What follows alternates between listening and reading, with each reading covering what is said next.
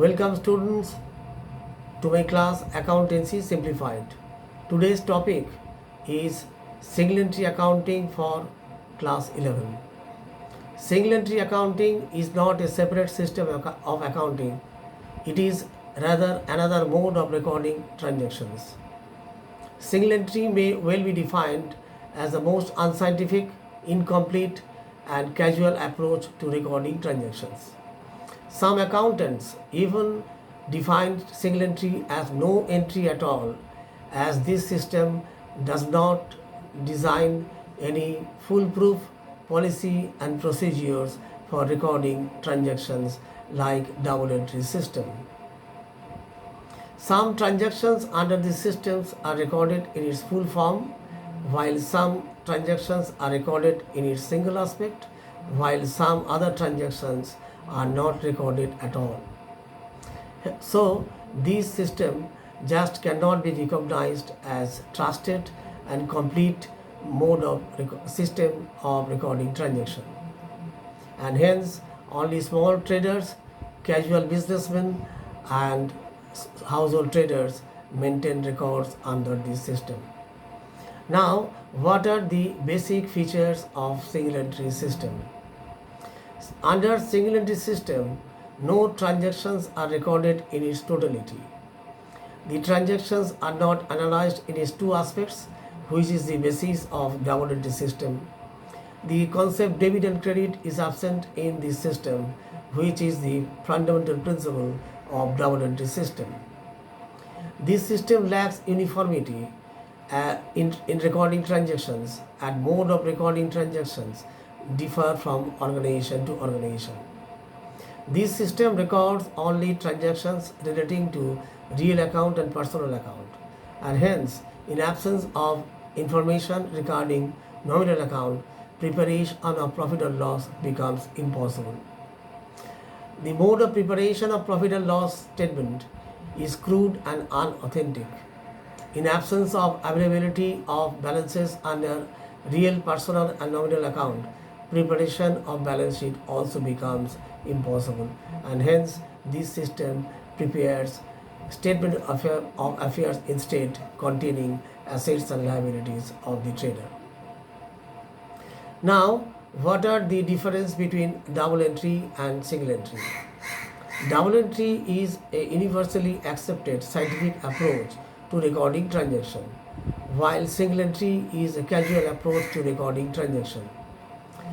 In double entry system, all the transactions are recorded in its full form under the head debit and credit, classifying in different heads of accounts like personal, real, and nominal. But in single entry, only receipts and payments and some real accounts are maintained. Double entry system can provide to its owners and management a complete picture of its profitability and state of affairs of its assets and liabilities. But this is not possible under single entry because of unavailability of different ledger balances. Double entry system can provide true and fair view of profit or loss and valuation of assets and liabilities to its management, but this cannot be done under single entry system. So these are the main difference between double entry and single entry system of accounting. Now we are coming to the points as how statement of profit and loss and statement of affairs is prepared under single entry system. Preparation of profit and loss under single entry system is calculated by considering the difference between closing capital and opening capital. In other words, growth in capital is considered for the purpose of calculating profit or loss. Closing capital is the difference between closing assets and closing liabilities of the trader, while opening capital is the difference between opening assets and opening liabilities of the trader. If closing capital is greater than opening capital, there is a profit, and if the trader withdraw any amount of money for his personal expenses, that is added to closing capital before deduction of opening capital. If the trader introduced any additional capital during the financial year, that is also deducted from closing capital before deduction of opening capital.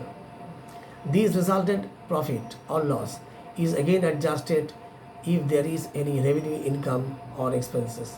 If there is any revenue income, that is added, and if there is any revenue expenses, that is deducted from the resultant profit and loss to arrive at true net profit or loss of the trader under this system. Now let us take an example for showing the calculation of profit of a trader under this system.